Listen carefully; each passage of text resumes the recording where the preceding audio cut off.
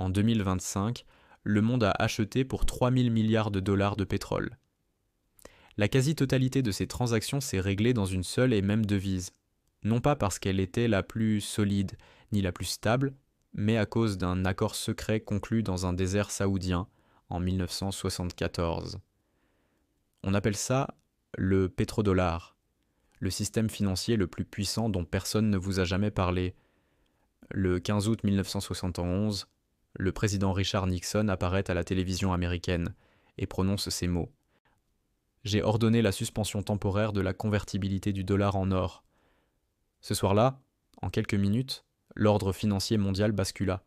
Mais pour comprendre pourquoi cette décision fut si brutale, il faut remonter un peu plus loin dans le temps.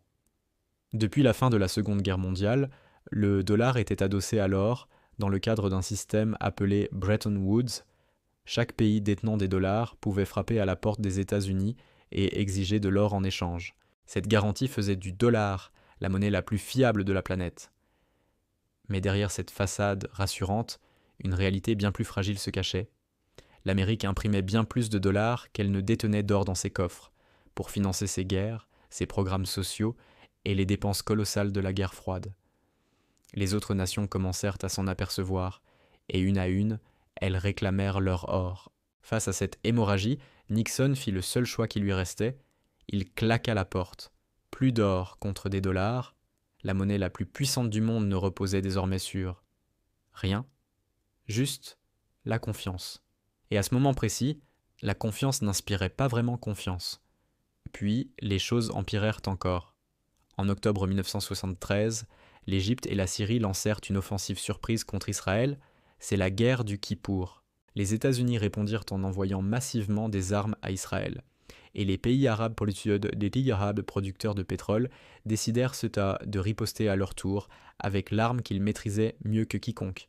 L'OPEP coupa sa production et décréta un embargo total contre les États-Unis. En quelques semaines, le prix du baril explosa, passant d'environ 3 dollars à près de 12 dollars.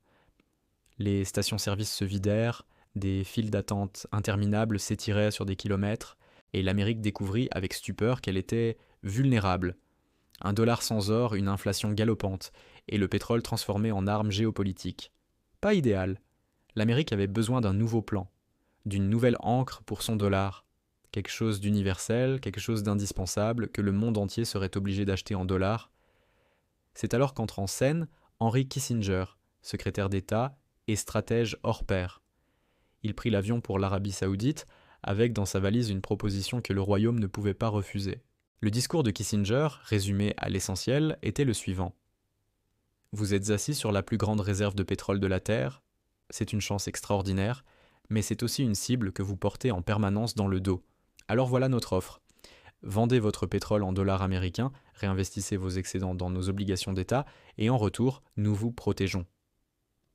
Un pacte simple, brutal et terriblement efficace. En 1974, l'Arabie Saoudite accepta l'accord. En moins d'un an, les autres membres de l'OPEP suivirent le mouvement. Désormais, tout pays souhaitant acheter du pétrole devait d'abord se procurer des dollars américains. Le pétrodollar venait de naître, mais le vrai génie de ce système ne résidait pas uniquement dans le fait que le pétrole se négociait en dollars. Il résidait dans ce qui se passait ensuite, avec ces dollars.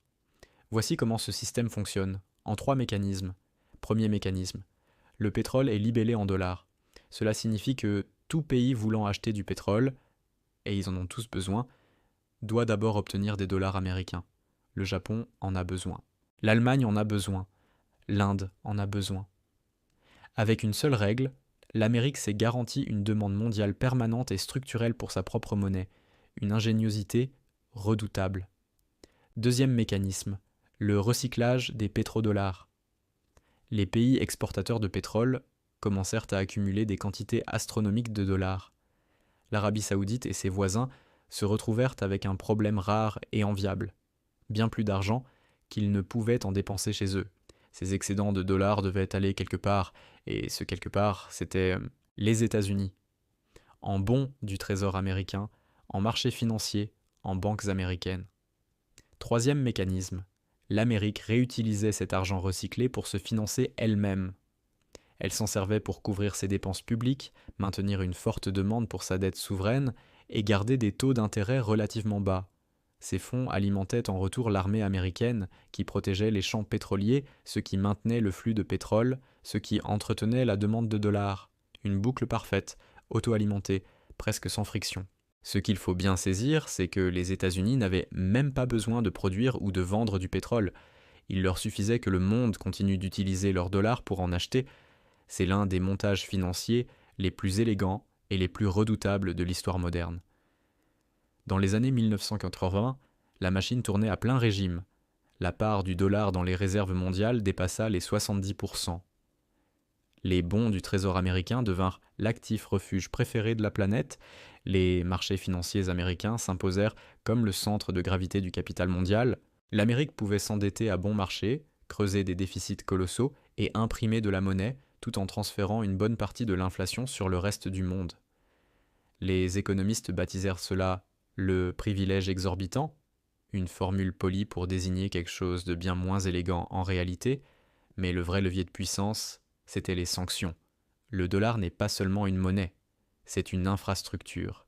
Le commerce mondial, les paiements bancaires, les réserves des banques centrales, les dettes souveraines, tout cela transite par le système dollar. Se faire exclure de ce réseau, c'est comme être coupé d'Internet financier. Vous ne perdez pas seulement l'accès à une devise, vous perdez l'accès au réseau lui-même. Cela rend les sanctions américaines particulièrement redoutables. Si Washington juge que votre comportement est problématique, il peut littéralement paralyser votre économie sans tirer un seul coup de feu. Et que se passa-t-il pour les pays qui tentèrent de s'affranchir du dollar? C'est là que l'histoire devient franchement troublante. Ces cas méritent d'être examinés avec la plus grande rigueur et la plus grande honnêteté. En 2000, Saddam Hussein annonça que l'Irak commencerait à vendre son pétrole en euros plutôt qu'en dollars. 3 ans plus tard, l'Irak était envahi. Et après la chute de Saddam, les ventes de pétrole irakiens revinrent au dollar. En Libye, le dirigeant Mouammar Kadhafi proposa la création d'une monnaie africaine adossée à l'or, le dinar or, destiné à remplacer le dollar dans les échanges pétroliers du continent. La Libye détenait alors environ 143 tonnes d'or pour soutenir ce projet. Source: Note diplomatique française déclassifiée 2011. En 2011, l'OTAN intervint militairement en Libye. Kadhafi fut éliminé et le projet du dinar or disparut avec lui. Le Venezuela tenta une autre approche. Ce pays dispose pourtant des plus grandes réserves prouvées de pétrole au monde, soit 303 milliards de barils. En 2018, le président Maduro lança le Petro, une crypto-monnaie conçue pour contourner les sanctions et commercer hors du système dollar. Malgré l'agitation médiatique, le projet fut un échec quasi total. Personne ou presque ne pouvait réellement l'utiliser. Source: FMI, rapport 2019 sur les actifs numériques souverains. Mais la défiance du Venezuela n'était pas passée inaperçue. Les États-Unis renforcèrent leurs sanctions, bloquèrent des pétroliers vénézuéliens et en janvier 2026 menèrent une opération qui conduisit à l'arrestation de Maduro lui-même. Les plus grandes réserves de pétrole de la planète revenaient ainsi dans le giron de la négociation américaine. Pour être honnête, ces conflits avaient chacun leur propre ressort: politique régionale, trafic, programme d'armement, arguments humanitaires. Mais le schéma répétitif interpelle et mérite réflexion. Pour des décennies, personne ne put véritablement desserrer l'emprise du dollar. Mais les empires ne restent jamais indéfiniment sans défi. Tout commença par une décision qui allait changer la donne. En 2022, après l'invasion de l'Ukraine par la Russie, les États-Unis gelèrent près de 300 milliards de dollars de réserves russes et coupèrent les grandes banques russes du système de paiement SWIFT. Du jour au lendemain, des décennies d'épargne russe, placées dans un système qu'on leur avait garanti sûr, devinrent inaccessibles.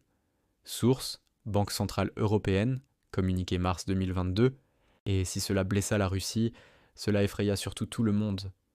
Chaque gouvernement détenant des dollars comprit soudainement que cet argent n'était vraiment le sien, que tant que Washington l'acceptait, et c'est à ce moment précis que le monde commença à bouger ensemble, discrètement mais résolument.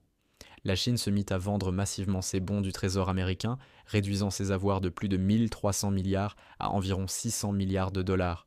Source: Département du Trésor américain, données 2024.